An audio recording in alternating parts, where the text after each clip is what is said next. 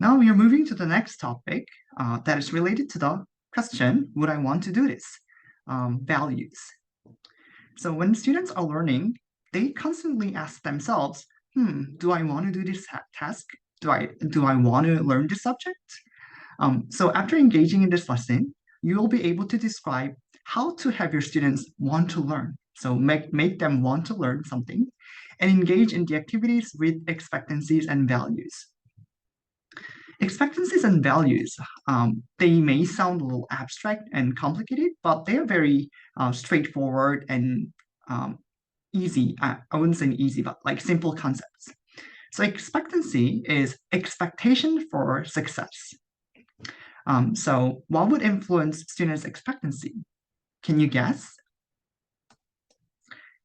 Prior history of success and failure can influence one's expectation for success. So if they have the history of succeeding, then it's likely that they are going to expect that they succeed. However, if they have been failing at a task a lot, then it is likely that they are expecting they are going to fail. Perceived difficulty of task, availability of resources and support, quality of instruction. So how well that you can describe an activity, how much guidance that you give for a certain activity can also influence students' expectation. So that is the reason why you need to do your best to clearly guide your students and give clear instruction. And the amount of effort that is necessary to do well can also influence one's expectancy. So if you think that if the students think that they can do well with a little effort, they may have higher expectancy. If they think that a certain task requires a lot of effort, they may have lower expectancy. Then let's look at the values. But before moving to the values, I quickly want to ask, doesn't this ring a bell? Yeah, it's quite similar to the self-efficacy because prior history of success and failure, like perceived difficulty of task, these kind of factors can also influence one's self-efficacy, right? So as you can see, all those kind of different motivation concepts that are interrelated. So it is like that is the reason why you kind of need to know a little bit of this and a little bit of that from the motivation theories because they are kind of all interrelated. All right, moving on to the values. Values are beliefs about the reasons to engage in a task. We can start with attainment value. Attainment value is the importance of doing well on a particular task. Maybe this can be explained more easily with an example. So there's a person who thinks that doing well in the math class is important. He or she thinks that, or they think that they are a math person. So being good at math and doing well in the math class is important to them. And in that case, we can say that that person has a high attainment value for math. Intrinsic value is almost the same as interests. So if students has enjoyment, situational interest, if they find certain activities as fun and entertaining, we can say that they have high intrinsic value. So there are maybe some history buffs thinking that learning about history is cool. It has high intrinsic value to me. I know many of you, some of you like learning history as well, and some of you want to become history teachers. I also liked learning history. It was one of my favorite subjects. But in those cases, we can all say that those students have high intrinsic value in history. And utility value is quite easy, right? Straightforward. It's the usefulness of task. So there may some people in the who are taking this course that think that this course has a high utility value, or the activities that they're doing has high utility value because they want to become teachers. The cost is different from other like utility, attainment, and intrinsic values in that we aim to lower the cost uh, instead of instead of increasing it, because cost is a perceived negative aspect of engagement in a task. In other words, it means what has to be given up, sacrificed, or experienced to do a task. Some of the students may hesitate to reach out to their professor because asking their professor for help may be nerve-wracking for them, which has a high emotional cost.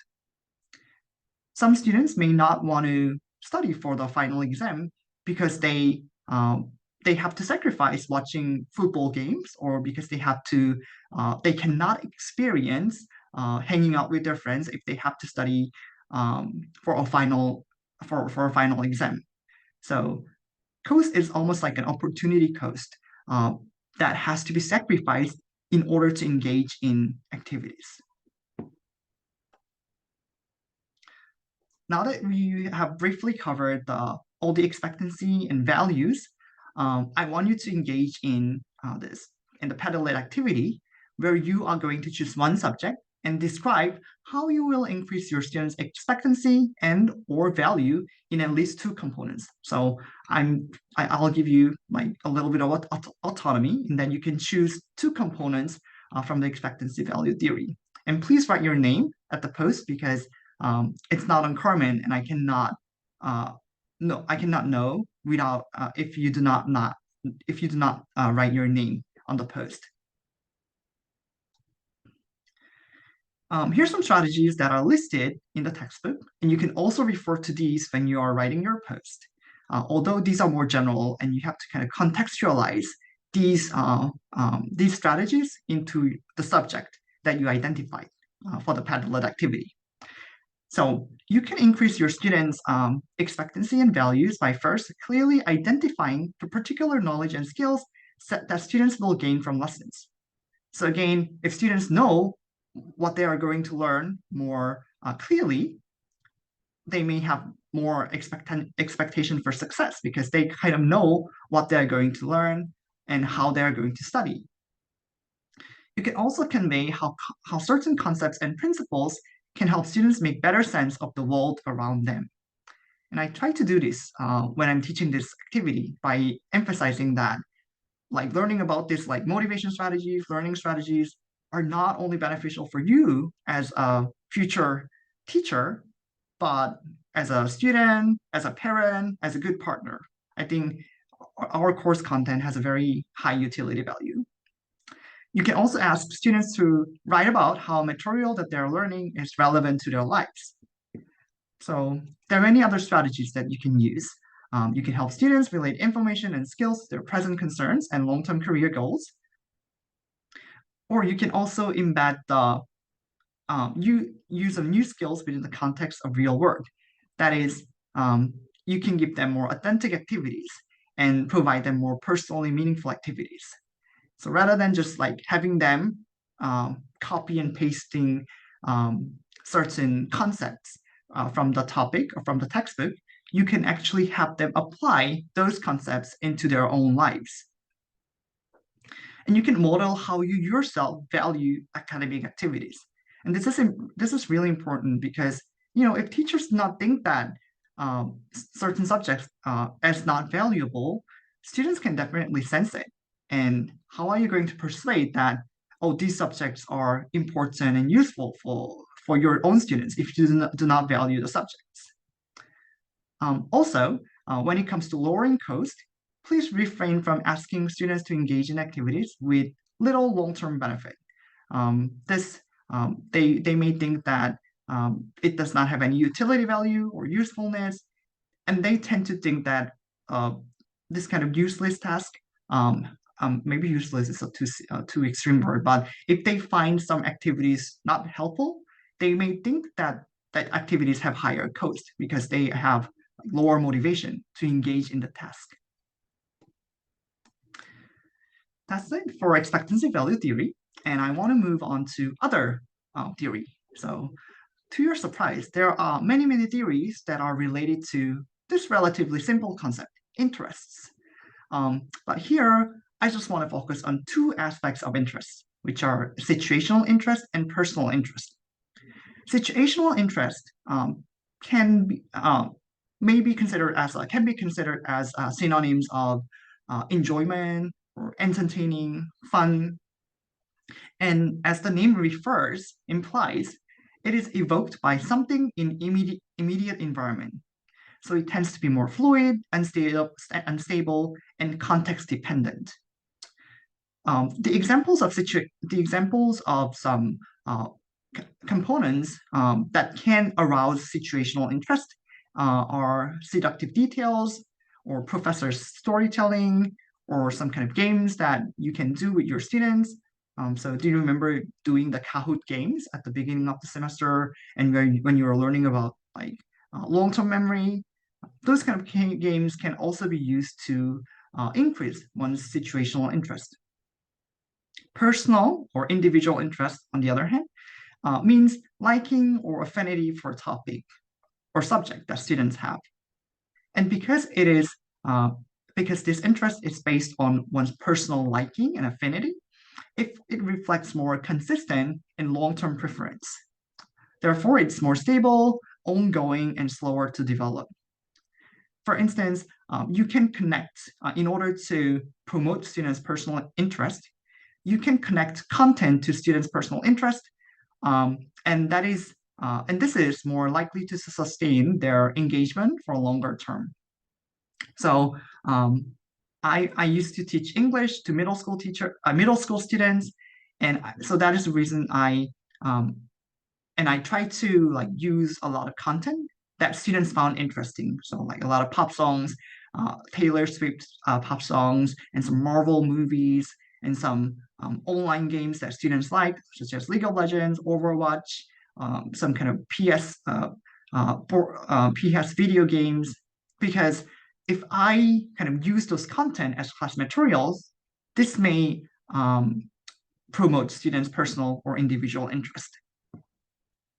Then let's look at specific strategies regarding how to promote interest in classroom subject matter. So first and foremost, teachers should convey excitement, enthusiasm, and information about the usefulness of lessons. I mean, just imagine that I'm teaching this course with like a big excitement and enthusiasm, saying that like, hey guys, like honestly, the course content that you'll learn will not be helpful. It's not useful for your future career. Like that would be very demotivating, right? So as a subject teacher, you always need to convey certain kind of passion and excitement in that subject matter. You can sometimes incorporate novelty, variety, even fantasy or mystery into lessons and procedures. So some of the activities that my students, undergraduate students, really enjoyed was, do you remember solving the quizzes when you were learning about complex cognitive processes? So in in-person classes, we did some kind of game like competition, like team competition. Um, I give them more challenging more number of these like challenging quizzes and have them like solve the problems, and they really enjoy that activity. And there's another more specific strategy mentioned in the textbook, which is encouraging students to identify with historical figures or fictional characters and to imagine what these people might have been thinking or feeling. So the example that I have may not is slightly different from this strategy, but similar. So when I taught English and when students learn how to write an English letter, I usually have them students write to their favorite K-pop idol. So students write um, the letters in English to BTS, Blackpink, all this kind of, or the other like movie stars that they like, and they seem to be really engaged in that activity. So you may think that, oh, then I think promoting interest to the maximum level, or having as much as having students have as much as interest is good for their own learning, but there is a caveat. So the research indicates that situational interest is not always a positive feature of task with regard to learning. Some tasks, some kind of aspects may make students get distracted and remember the activity or game rather than the content. So I sometimes use Kahoot quiz when I want to teach some grammar activity when I want to teach some grammar or vocabulary items. So after doing the Kahoot quiz, the next time I visit the class, I ask like, "Hey, what did we do? Like, what did we learn last time?" And students said like, oh, we did Kahoot. And I asked back like, oh yeah, in Kahoot, like, what do you remember? Oh, like he won the first prize. Like I got the second prize. And I was like, yeah, maybe students really like the activities, but they that may not actually transfer into their knowledge in grammar or vocabulary. So while it's generally like it's generally desirable to have students develop some kind of interest in the classroom subject matter, you also need to find a fine balance so that these kind of interesting aspects do not make students get distracted.